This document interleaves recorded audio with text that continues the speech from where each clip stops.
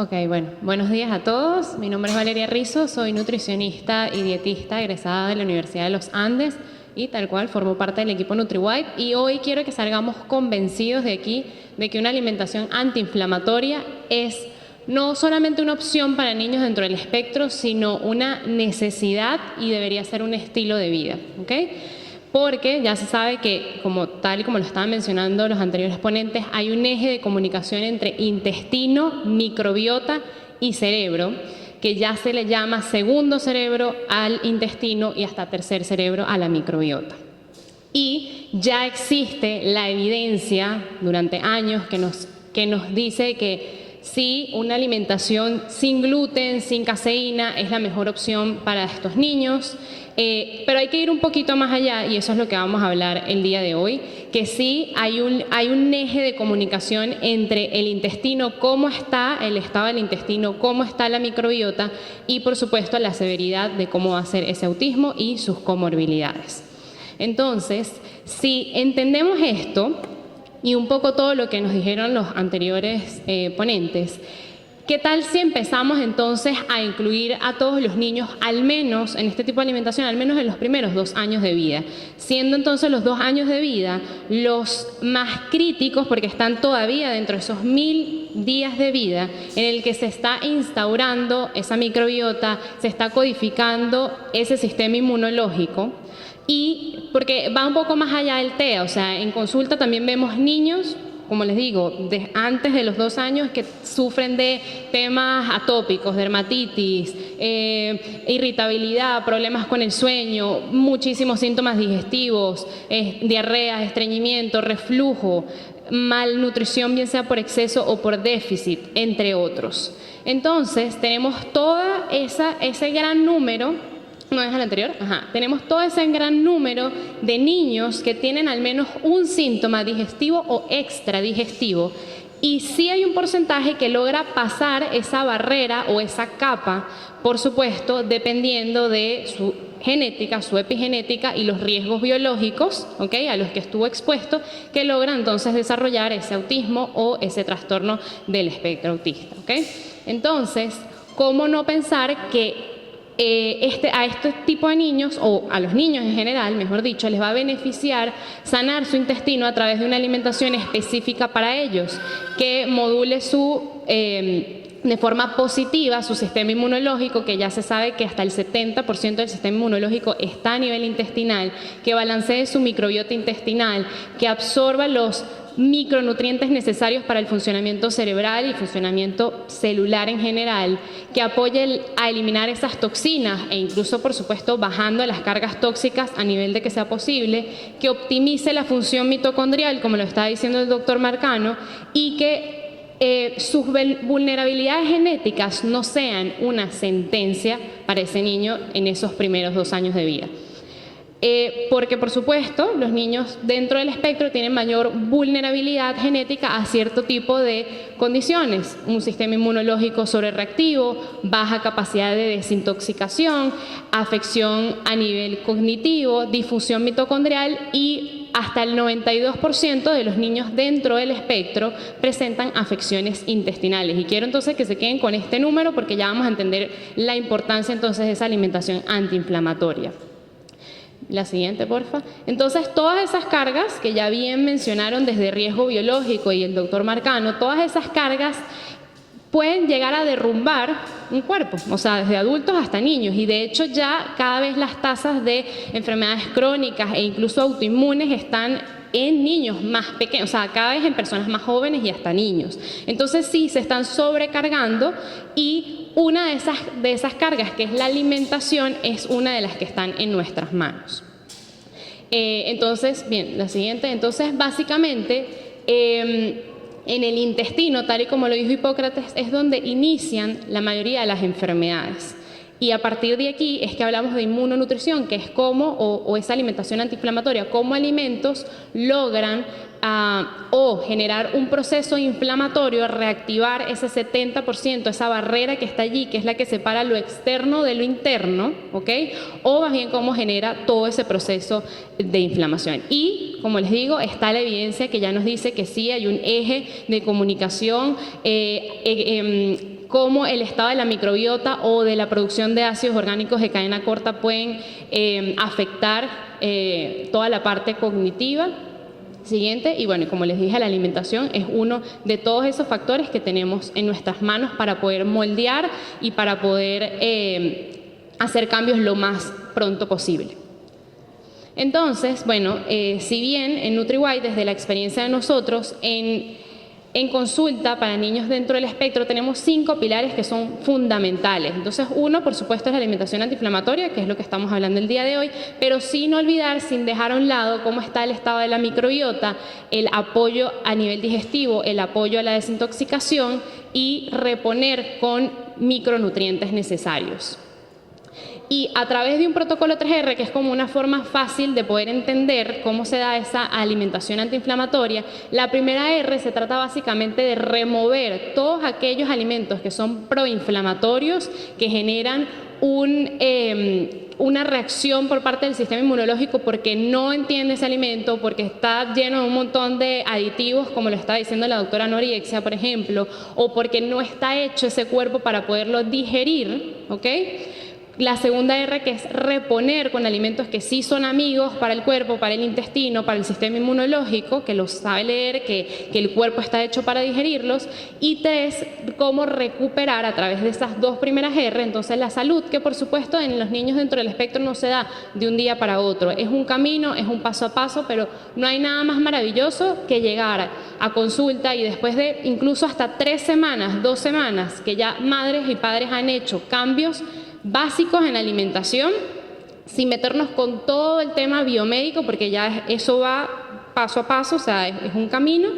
Te dicen, oye, después de 8 años mi hijo está haciendo contacto visual conmigo por minutos.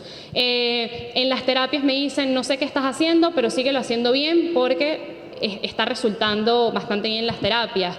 O, bueno, cualquier otra cosa que de verdad que es impresionante. Entonces, bueno, parte de esos alimentos proinflamatorios son ciertamente el gluten, ¿ok? Que es esa proteína inflamatoria que genera intestino permeable, que genera inflamación, que genera adicción. Y ese gluten viene de la palabra, o sea, del latín y ya de lo que en inglés como glue de pega, que justamente si tú haces una masa con trigo, ¿qué haces? O sea, aglutina, o sea, tú la puedes estirar. Lo mismo sucede a nivel de intestino. Eso queda como una goma que nuestras tijeritas, nuestras enzimas digestivas no tienen la capacidad de poderlo digerir, y además con el paso de los años ha sido genéticamente modificado, que ya es 40 veces más difícil de digerirlo que hace 80 o más años atrás, que eran cuando nuestros tatarabuelos o abuelos lo consumían y no pasaba nada, no se inflamaban. Ahora tú vas a un restaurante y te comes una pasta y ya inmediatamente sientes la inflamación, y lo ves en niños pequeños, ¿ok? Ya desde niños dentro del espectro o no, ves cambios en su conducta, ves barriguitas inflamadas, y además que está altamente expuestos a pesticidas que son disruptores de la microbiota y de la salud intestinal, como el glifosato, que es bastante utilizado en América del Norte y bueno, en el resto de América específicamente. Entonces, pero cuando les digo ir más allá, entonces va el primero, que ya lo vimos, o sea, es ir más allá, no es solamente niños dentro del espectro, es al menos empezar esto en los primeros 2 años de vida. 2, es más allá del trigo, el centeno y cebada, que es cuando hablamos de una dieta gluten free, son los primeros 3 cereales en los que pensamos, ¿ok? Sí es importante remover de la alimentación de estos niños todos los cereales, porque cada uno de ellos tiene su propia prolamina, o sea, el gluten realmente está compuesto por otras proteínas, y entre esas está la prolamina, que es realmente la proteína inflamatoria del gluten, ¿ok?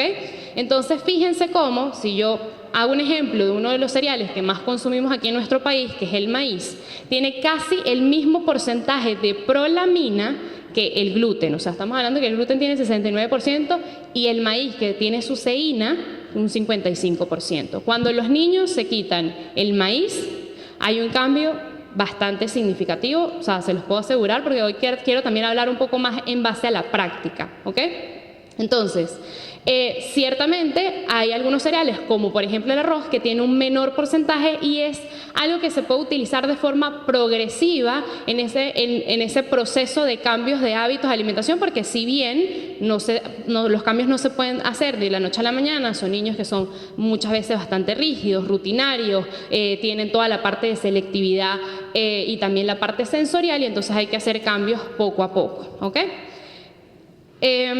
La siguiente, por favor. Entonces, ese fue el primer grupo de alimentos. El segundo grupo de alimentos más importantes que también generan altos niveles de inflamación son los lácteos, principalmente por la caseína, que es la proteína de la leche de vaca, ¿ok? Bueno, de la leche en general, y que la caseína tipo A1 es la más inflamatoria, que es la que está en la leche de vaca, porque la A2, que es la que está en cabra, búfala, oveja, se parece un poco más a la de la leche materna y por ende tenemos más capacidad de digerirlo, pero sin embargo, hasta que no se haga un examen de intolerancias, de alergias o de sensibilidades, al niño no se recomienda que se dé en su día a día, ¿ok? Porque además son mucogénicos, o sea, los lácteos en general pueden generar problemas respiratorios, que muchos niñitos lo pueden tener. Y además están dando, o como les digo, que son mucogénicos, se producen moco de forma interna. Cuando hay disbiosis de base, que recordemos el 92% aproximadamente lo tiene, entonces cuando hay una disbiosis de base, muchos microorganismos, entre esos cándida, levaduras y otras bacterias, se esconden en un moco que se llama biofilm. Entonces al dar este tipo de alimentos estamos prácticamente dándole los ladrillos para que ellos sigan construyendo ese moco y por tanto esa disbiosis sea un poco más difícil de regular. Pero entonces muchos se preguntarán, bueno, ¿y el calcio? O sea, ¿de dónde lo van a sacar estos niños? Si desde años atrás nos han dicho que es súper importante para todo lo que es la salud ósea, el crecimiento, etc. No tiene mucho sentido si estamos hablando de que un alimento es inflamatorio, ¿ok? Va a ser, o sea, en los lácteos va a hacer que automáticamente no se absorban adecuadamente ciertos nutrientes, ¿ok? Entonces, si removemos este alimento, podemos dar otros alimentos, por ejemplo, de origen vegetal, que ciertamente no tienen una biodisponibilidad de calcio tan alta como la leche, eso es totalmente cierto, ¿ok?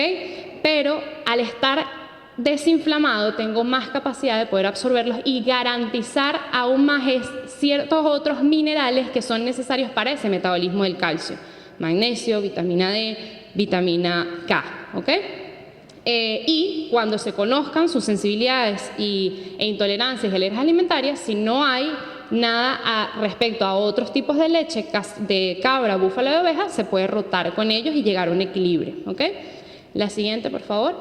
Y el tercer grupo de alimentos más importantes, que también es inflamatorio, es el azúcar, que esto ya lo hemos escuchado muchísimas veces porque causan adicción, generan disbiosis, es el principal sustrato para muchos microorganismos, entre esos levaduras, algunas bacterias, y además deprime el sistema inmunológico. Entonces, si dije que el 70-80% está a nivel intestinal, entonces estoy básicamente dejando sin esa protección a ese tubo digestivo, ¿ok?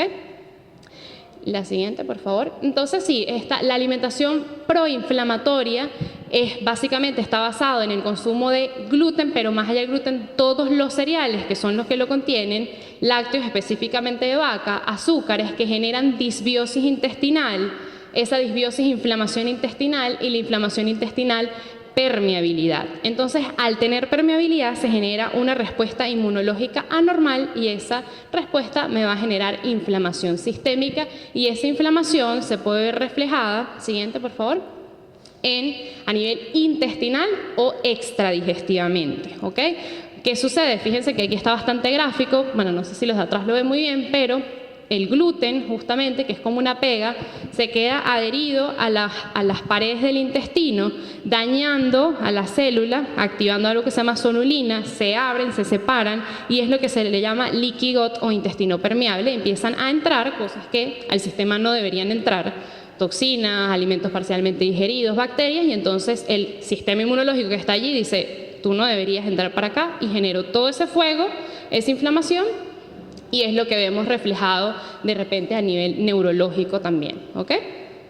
Entonces, bueno, fíjense ya hablamos de lo que no deberíamos 100% dar a estos niños. Entonces, bueno, ¿con qué nos apoyamos? ¿Para qué indicamos como alimentación? Entonces, fíjense, esta pirámide es un poco diferente a la que usualmente vemos, en el sentido de que la base es diferente, porque nuevamente no tiene mucho sentido de que si estamos hablando de que cereales, harinas y alimentación alta en carbohidratos está generándome inflamación intestinal, desequilibrio en la microbiota de esos alimentos como gran cantidad.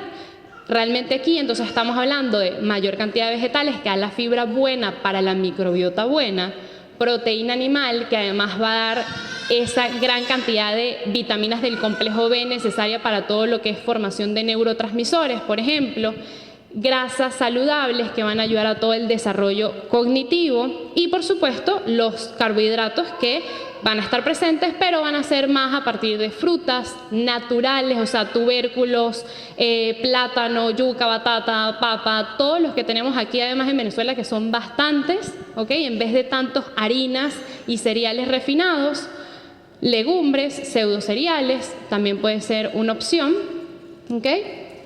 Pero por supuesto, entendiendo que todo esto es un proceso, no es algo que se da de un día para otro, así como yo creo de verdad que así como los niños dentro del espectro necesitan sus terapias semanal a diario, necesitan también de un acompañamiento de nutrición, cada 3 semanas al menos. ¿Por qué? Porque son muchos cambios los que se tienen que hacer, los papás necesitan muchas herramientas, ¿ok? Para que logren ese objetivo, ¿ok? Y dentro de los primeros pasos, si yo, por ejemplo, soy de las que digo, bueno, vamos a dejar la estructura mientras se van haciendo ciertos cambios, pero cambiando al menos los ingredientes de eso que él está comiendo a diario, ¿ok? Entonces, si es el niño que come arepa de maíz todos los días, vamos a cambiarla por una arepa de yuca, una arepa de plátano, una arepa de cualquier otro tubérculo.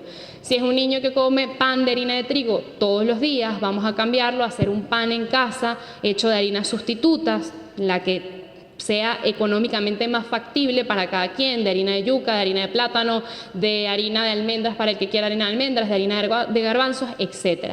Y leche de vaca por una leche a base vegetal, no porque sea un sustituto nutricional, porque la leche vegetal no aporta lo mismo que una leche de vaca, evidentemente, pero sí como un sustituto culinario mientras se hacen ciertas transiciones, ¿ok? Entonces lo ideal es llegar a ser lo más estricto que se pueda, porque como les dije, este tipo de alimentación antiinflamatoria es algo que ellos deberían tener como estilo de vida para no generar estados de inflamación que puedan cambiar temas de conductas específicamente, o bueno, entre otras condiciones.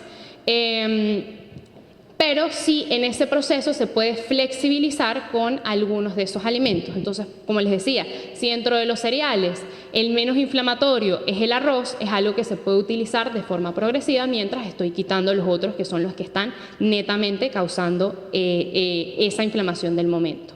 Pero, como les dije, es un trabajo de paso a paso porque hay mucho que trabajar a nivel de conducta alimentaria y mucho que trabajar a nivel sensorial.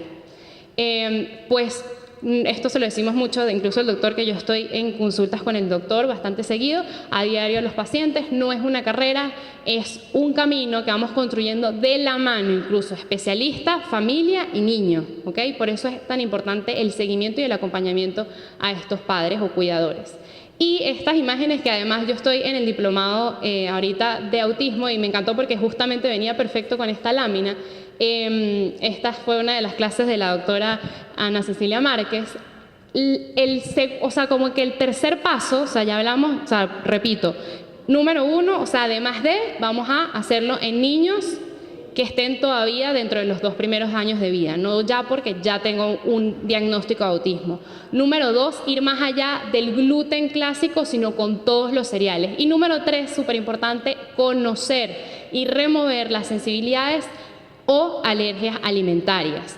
Porque, o sea, siempre es importante, de esta forma personalizamos su alimentación directamente y conocer cuáles son esos alimentos que están alterando el sistema inmune y generando entonces inflamación. De hecho, en las clases del diplomado también se entiende cómo al tener una alergia alimentaria o sensibilidad alimentaria, además de que puede estar la sensibilidad alimentaria generando una inflamación a nivel intestinal, también puede ser a nivel cerebral, causando algo que se llama alergias alimentarias, que eso se ve reflejado en conductas, lenguaje, escritura incluso, y en la consulta 100% lo vemos también en sus avances.